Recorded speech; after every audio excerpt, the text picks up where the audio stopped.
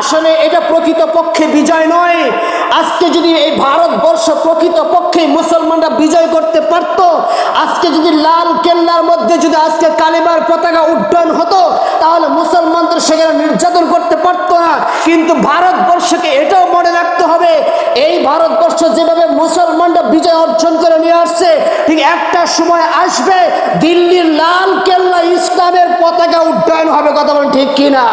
আজকে যেরকম ভাবে আমরা দীর্ঘ একটা সময় নির্যাতনের মধ্যে ছিলাম, বাংলার জমিনটাও একটা জিম্মির মধ্যে ছিল, একটা অপশাসনের মধ্যে ছিল, কিন্তু বাংলার জমিনটাও যখন নাকি ছাত্র জনতা সহ সাধারণ মানুষ সহ যখন নাকি আমরা বিজয় নিয়ে আসলাম, আমরাও কিন্তু বাংলার জমিনের মধ্যে স্বাধীনভাবে ইসলামের রাজত্ব করতে পারতেছি না। কথা বলেন ঠিক কিনা?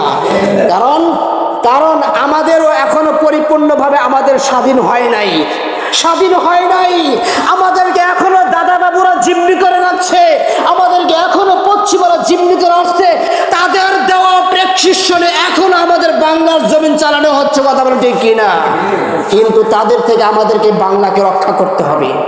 যেদিন বাংলাদেশের পার্লামেন্টের মধ্যে কালিমার পতাকা উড্ডয়ন হবে, ইসলামী শাসন হবে, ওই দিন বাংলার জমিনের মধ্যে প্রত্যেকটা মুসলমান বুক ফুলিয়ে চলতে পারবে। কথা বলেন ঠিক কিনা?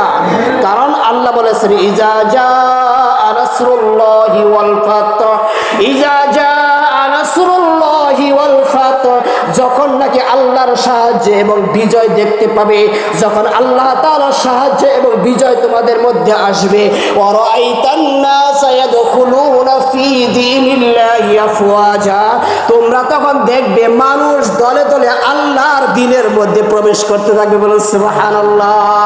মুহতারাম হাজিরিন, 17টা বছর পর্যন্ত যখন আমরা একটা জিম্মি অবস্থায় ছিলাম, ঠিক যখন নাকি নতুন করে আমরা একটা স্বাধীনতা পেলাম, এই স্বাধীনতা পাওয়ার পর অল্প সময়ের মধ্যে আমরা একটা স্বাধীনতা পেয়েছি, যে স্বাধীনতাটা একমাত্র আল্লাহ তাআলা কুদরতি সাহায্যের মাধ্যমে হয়েছে, আর নচেত এই স্বাধীনতা আমাদের পক্ষেও সম্ভব হতো না। কথা বলেন ঠিক কিনা? আর এই সাহায্য যখন আল্লাহ তাআলার পক্ষ থেকে আসছে, ওই তারিখের পর থেকে দেখেন যে মুসলমানরা এখন একটু হলেও বুঝে গিয়েছে, সাধারণ মানুষ একটু হলেও বুঝে গিয়েছে, দলে দলে মানুষ ইসলামের মধ্যে প্রবেশ করা শুরু করেছে। কথা বলেন ঠিক কিনা? 16 ডিসেম্বর এই দিনের সাথে, এই তারিখের সাথে বাঙালি জাতির সাথে একটা সম্পর্ক রয়েছে, অত্যন্ত গভীর সম্পর্ক রয়েছে এই দিনটির সাথে। কেননা যে 16 ডিসেম্বরকে বলা হয় আমাদের বিজয় দিবস, আমাদের বিজয়ের দিন, বাঙালি জাতির বিজয়ের দিন। তো এই বিজয়টা এটা কোনো সাধারণ বিজয় ছিল না। দীর্ঘ একটা সময় 9টি মাস সশস্ত্র বাহিনীর সাথে সংগ্রাম করে লাখো মানুষের রক্তের বিনিময়ে, কোটি মানুষের অশ্রু আর ত্যাগের বিনিময়ে মা বাবা তার সন্তানকে হারিয়ে, সন্তান তার মা বাবাকে হারিয়ে, স্বামী তার স্ত্রীকে হারিয়ে, স্ত্রী তার প্রিয়তমা স্বামীকে হারিয়ে, হাজারো নারীর ইজ্জতের বিনিময়ে দীর্ঘ 9টি মাস সংগ্রামের পর আল্লাহ তাআলা এই জাতির উপর, এই দেশবাসীর উপর রহমতের দৃষ্টিতে তাকিয়েছেন বিদায় আল্লাহ তাআলা আমাদেরকে সেই দিন বিজয় দান করেছেন। কথা বলেন ঠিক কিনা? এই 16 ডিসেম্বর যে বিজয়টা আসছে, এটা আল্লাহ তাআলা অশেষ একটা কৃপা, অশেষ একটা দয়ার বিনিময়ে আল্লাহ তাআলা আমাদেরকে এই বিজয় দান করেছেন। আর এই বিজয়কে আনতে গিয়ে যারা নিজেদের জীবনকে বিলিয়ে দিয়েছেন, তাদেরকে স্মরণ রাখা, তাদেরকে স্মরণ করা, তাদের জন্য দোয়া করা, এটা আমাদের দায়িত্ব এবং কর্তব্য। কেননা যে সমস্ত মুসলমান এই বিজয় আনতে গিয়ে নিজেরা জীবনকে উৎসর্গ করেছেন, তারা কিন্তু শহীদ। যারা দেশ রক্ষার্থে, যারা কোনো জালেমের বিরুদ্ধে যুদ্ধ জিহাদ করে সংগ্রাম করে নিজের জীবনকে বিলিয়ে দেয়, তাদেরকে হাদিস শরীফের মধ্যে শহীদ বলা হয়েছে। বলুন সুবহানাল্লাহ।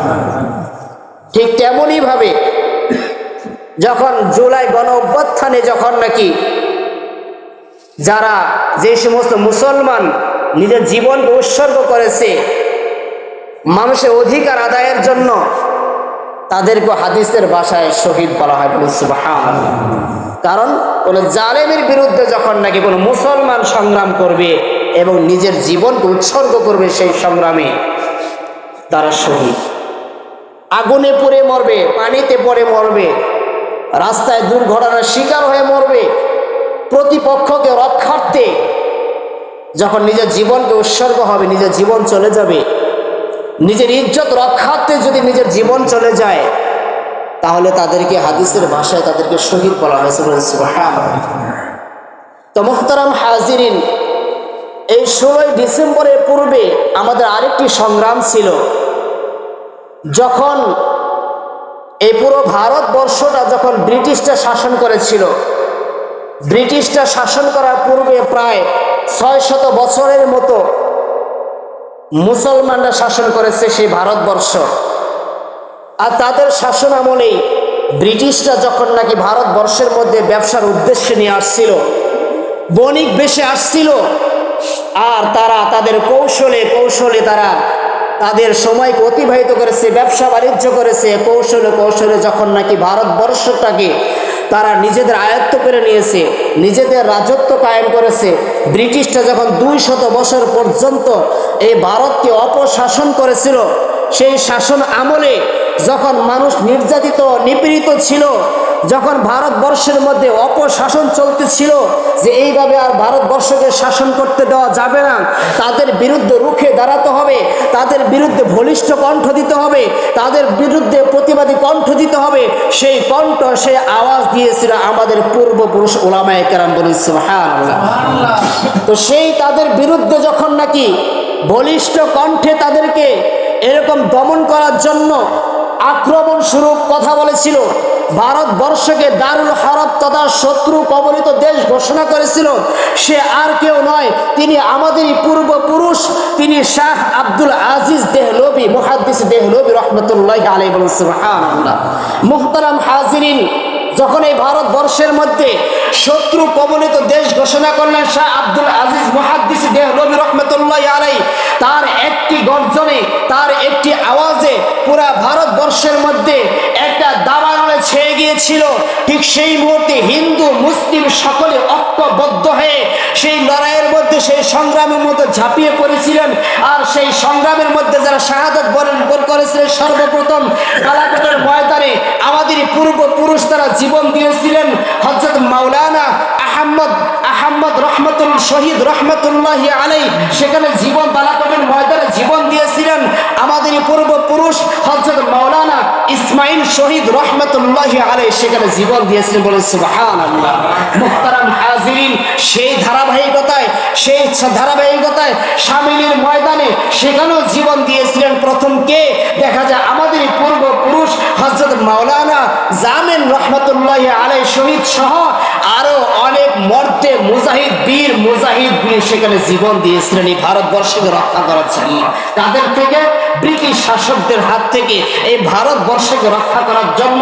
ঠিক তারই ধারাবাহিকতায় সেই পথ ধরে 1857 সালে সিপাহী আন্দোলন শুরু হয়, রেশমি রুমাল আন্দোলন শুরু হয়, সেখানে এরকমভাবে খেলাফতে আন্দোলন শুরু হয়, সেখানে এরকম অসহযোগ আন্দোলন শুরু হয়। যে আন্দোলনের ধারাবাহিকতায়, সেই আন্দোলনের ধারাবাহিকতায় সেখানে কি হয়েছিল, সেখানে আন্দামান মালদ্বীপ, সেখানে মাল্টা মালদ্বীপে সেখানেও দেখা যায় যারা নির্যাতিত হয়েছে, নির্বাসিতভাবে তারা জীবনযাপন করেছিল, সেখানেও খুঁজে দেখা যায় আমাদের পূর্বপুরুষ সেখানেও কি করেছে, এরকমভাবে মাল্টা কারাগারে তখন তারা নির্বাসিতভাবে নির্যাতিতভাবে জীবনযাপন করেছিল। সাইকুল হিন্দ মাহমুদুল হাসান দেওবন্দি রহমতুল্লাহি আলাইহি, হুসাইন আহমদ মাদানী রহমতুল্লাহি আলাইহি, হযরত মাওলানা ফজলে হক এরকম খায়রাবাদী রহমতুল্লাহ আলাইহি সহ আরো হাজারো মানুষ সেই স্থানে তারা নির্যাতিতভাবে নিপীড়িতভাবে তারা সেখানে কারাগারে বন্দী অবস্থায় ছিল। কিসের জন্য? ব্রিটিশদের থেকে, ইংরেজদের থেকে এই ভারতবর্ষকে রক্ষা করার জন্য। মুহতারাম হাজিরিন, দীর্ঘ 100 বছর পর্যন্ত প্রায় লড়াই করার পর, সংগ্রাম করার পর যখন নাকি ভারতকে এরকমভাবে ব্রিটিশদের হাত থেকে রক্ষা করে নিজেদের হাতে সোনার হরিণটা চলে আসবে, তখন আরেকটি দ্বন্দ্ব শুরু হয়ে গিয়েছিল। কোন দ্বন্দ্ব? যেটা হলো কি, বাঙালি জাতি অর্থাৎ মুসলমানরা চায় যে আমাদের জন্য এরকমভাবে আলাদাভাবে মাতৃভূমি হোক, এবং হিন্দুরা চায় যে না, আলাদাভাবে আমাদের জন্য মাতৃভূমি হোক। সেখানে একটা দাঙ্গা তৈরি হয়। কি হলো? একটা হলো হিন্দুস্তান আর একটা হলো পাকিস্তান। কিন্তু দুঃখের বিষয় হলো এটা, যে পরিতাপের বিষয় হলো এটা, যে 16ই ডিসেম্বরে বিজয় আনার আগেই যে ব্রিটিশদের থেকে যারা বিজয় নিয়েছিলেন ভারতবর্ষকে, সেখানে ভূমিকা ছিল একমাত্র উলামায়ে কেরাম, মুসলমানদের ভূমিকা বেশি ছিল। কিন্তু পরিতাপের বিষয় হলো এটা, সেই ভারতবর্ষের মধ্যে আজকে সেখানে মুসলিম জাতিরা কোনো নিরাপদে নাই, সেখানে মুসলমান জাতির জানের নিরাপত্তা নাই, তাদের মালের নিরাপত্তা নাই, তাদের বসত বাড়ির নিরাপত্তা নাই, মুসলমানরা যে ইবাদত করবে সেই মসজিদের নিরাপত্তা নাই, মুসলমানদের মাদ্রাসার নিরাপত্তা নাই। ওই ভারতবর্ষের মধ্যে মুসলমান একটা মা বোনের জীবনের নিরাপত্তা নাই, ইজ্জতের নিরাপত্তা নাই। কথা বলেন ঠিক কিনা?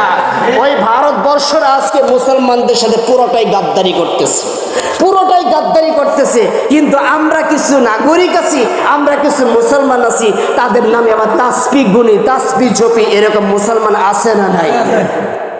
তারা যেভাবে আমাদের উপর নির্যাতন চালাচ্ছে, তাদের উচিত ছিল, তারা যদি আজকে বিবেকবান হতো, ভারতের প্রত্যেকটা মুসলমানকে তারা বুকে আগলে নিয়ে রাখতো। কথা বলেন ঠিক কিনা?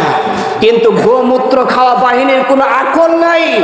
আজকে আমরা তাদেরকে বুকে আঁকলে রাখি, আজকে আমরা তাদেরকে রাস্তাঘাটে সম্মান স্বরূপ তাদেরকে কথা বলি, তাদেরকে আমরা যথেষ্ট সম্মানের দৃষ্টিতে, মায়ার দৃষ্টিতে দেখি। কিন্তু হিন্দু জাতি কিন্তু মুসলমানদেরকে সেই মায়ার দৃষ্টিতে দেখে না।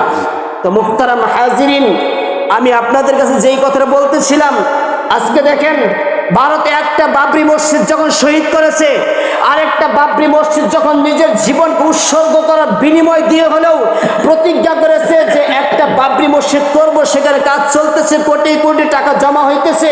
কিন্তু যারা আজকে সাপোর্ট করেছিল ওই ভারতের বাবরি মসজিদকে আবার নতুন করে বানানোর জন্য, গতকালকে দেখা যায় সেখানে এই হিন্দুত্ববাদীরা তারা প্রায় 150 মুসলমানের ঘরকে আগুন দিয়ে জ্বালিয়ে দিয়েছে। বলে নাউজুবিল্লাহ। এই হলো হিন্দু জাতি।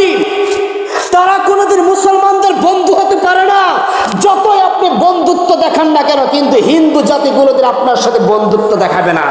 আজকে হিন্দুদের কাছে মুসলমান জিম্মি হয়ে থাকে, আজকে হিন্দুদের কাছে মুসলমান আজকে নিরাপদ নাই। তারা এরকম ভাবে দেখা যায় সবসময় আতঙ্কের মধ্যে থাকে। ইসকনের সাথে আজকে মুসলমান আতঙ্ক হয়ে থাকে। মসজিদের ইমাম সাহেব মসজিদের মধ্যে বয়ান করে বের হয়ে যেতে পারে না, ইসকন তাদেরকে জিম্মি করে নিয়ে উঠায় নিয়ে যায়। এই হলো হিন্দু জাতি। মুহতারাম হাজিরিন, আমি বলতেছিলাম 16ই ডিসেম্বরের বিজয়ের কথা, যে আমাদের যে এই বিজয়টা আসছে, এটা আমাদের রক্তের বিনিময় আসছে, এটা আমাদের জানের বিনিময় আসছে, জীবনের বিনিময় আসছে, এটাও আমাদের মা বোনদের ইজ্জতের বিনিময় আসছে। আমাদের উচিত তাদেরকে শ্রদ্ধার সাথে স্মরণ করা, আমাদের উচিত তাদেরকে কোরআন খতম দিয়ে তাদের জন্য এরকম দোয়া করা। কিন্তু আজকে আমরা সেই জায়গাটার মধ্যে কি করি? আমরা আজকে অপসাংস্কৃতিক দিয়ে গান বাদ্যর মাধ্যমে তাদেরকে স্মরণ করি। কথা বলেন ঠিক কিনা? এখন আমার আপনার বাবা মারা গেল, দাদা দাদি নানানের মারা গেল, মা মারা গেল, এখন তাদের জন্য আমরা দোয়া করব কিভাবে? তাদেরকে স্মরণ করব গানের মাধ্যমে, বিভিন্ন অপসংস্কৃতির মাধ্যমে। এটা কি আমরা কেউ মেনে নিতে পারবো? না, পারবো না।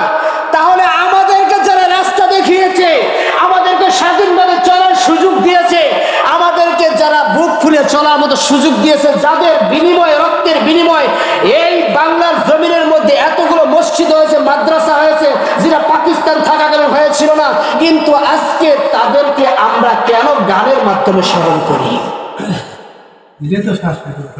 এই গুনার দায়িত্ব বা ভারের বোঝাটা আমাদেরও বহন করতে হবে। যদি আমরা এই গানের সাথে আমরা জড়িত হই, এই গুনার দায়িত্বটা আমাদেরকে বহন করতে হবে। আমরা তাদের জন্য দোয়া করলে তাদের জান্নাতের মাকাম উঁচু হবে, আমরা তাদের জন্য দোয়া না করলে তাদের কিন্তু আল্লাহ তাআলা জাহান্নামের দিকে দিবেন না, কারণ তারা দেশ রক্ষার্থে জীবন দিয়েছে। হাদিস শরীফ বলছে তারা শহীদ হয়েছে। তো শহীদের জায়গা জান্নাত না জাহান্নাম? মুহতারাম হাজিরিন, আমরা যেই বিজয় দেখেছি আসলে এটা প্রকৃতপক্ষে বিজয় নয়। আজকে যদি এই ভারতবর্ষ প্রকৃতপক্ষে মুসলমানরা বিজয় করতে পারত, আজকে যদি লাল কেল্লার মধ্যে যদি আজকে কালিমার পতাকা উড্ডয়ন হতো, তাহলে মুসলমানদের সেখানে নির্যাতন করতে পারতো না। কিন্তু ভারতবর্ষকে এটাও মনে রাখতে হবে, এই ভারতবর্ষ যেভাবে মুসলমানরা বিজয় অর্জন করে নিয়ে আসছে, ঠিক একটা সময় আসবে দিল্লির লাল কেল্লা ইসলামের পতাকা উড্ডয়ন হবে। কথা বলেন ঠিক কিনা?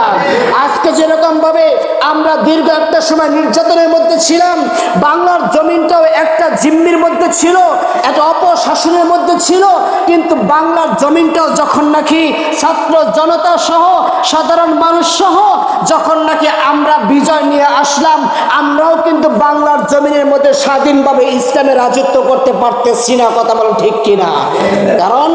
কারণ আমাদেরও এখনো পরিপূর্ণভাবে আমাদের স্বাধীন হয় নাই, স্বাধীন হয় নাই। আমাদেরকে এখনো দাদা বাবুরা জিম্মি করে রাখছে, আমাদেরকে এখনো পশ্চিমারা জিম্মি করে আসছে। তাদের দেওয়া প্রেসক্রিপশনে এখনো আমাদের বাংলার জমিন চালানো হচ্ছে। কথা বলেন ঠিক কিনা? কিন্তু তাদের থেকে আমাদেরকে বাংলাকে রক্ষা করতে হবে। যেদিন বাংলাদেশের পার্লামেন্টের মধ্যে কালিমার পতাকা উড্ডয়ন হবে, ইসলামী শাসন হবে, ওই দিন বাংলার জমিনের মধ্যে প্রত্যেকটা মুসলমান বুক ফুলিয়ে চলতে পারবে। কথা বলেন ঠিক কিনা? কারণ আল্লাহ বলেছেন, ইজা জাআ নাসরুল্লাহি ওয়াল ফাতহ, ইজা জাআ নাসরুল্লাহি ওয়াল ফাতহ, যখন নাকি আল্লাহর সাহায্য এবং বিজয় দেখতে পাবে, যখন আল্লাহ তাআলার সাহায্য এবং বিজয় তোমাদের মধ্যে আসবে, ওয়া রাআইতান নাসা ইয়াদখুলুনা ফি দীনিল্লাহি আফওয়াজা, তোমরা তখন দেখবে মানুষ দলে দলে আল্লাহর দ্বীনের মধ্যে প্রবেশ করতে থাকবে। বলুন সুবহানাল্লাহ।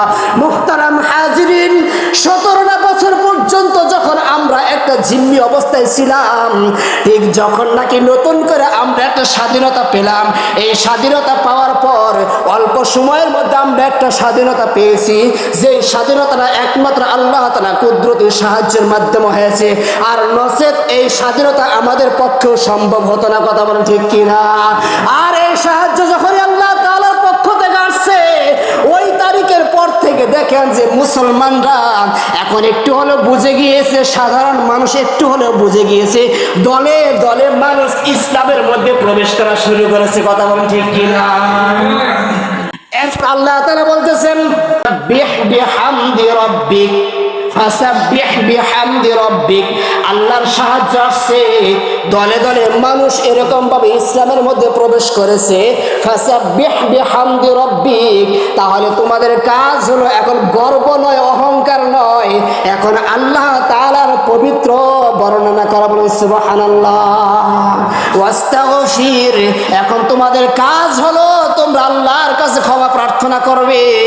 ইন্নাহু কানা তাওয়াবা, নিশ্চয় আল্লাহ তাআলা ক্ষমাকারী, ক্ষমাশীল। বলুন সুবহানাল্লাহ। মুহতারাম হাজির, আল্লাহ বলতেছেন, যখন ইসলামের মধ্যে দলে দলে মানুষ প্রবেশ করবে তখন তোমরা আল্লাহর প্রশংসা করবা।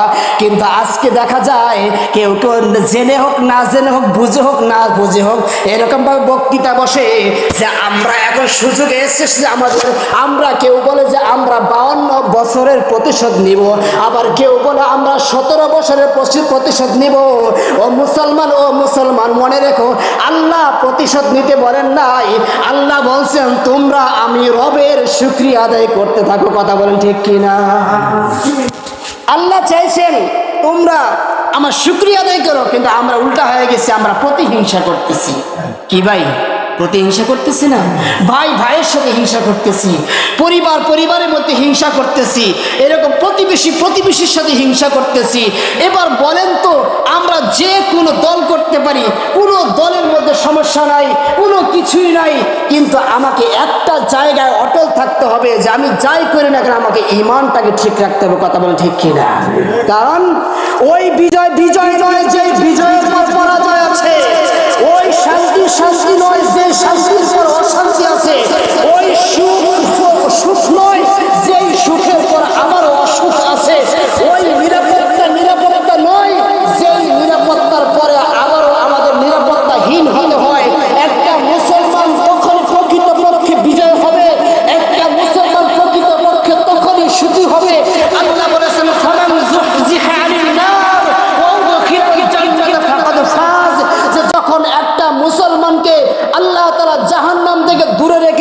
জান্নাতে প্রবেশ করাবেন।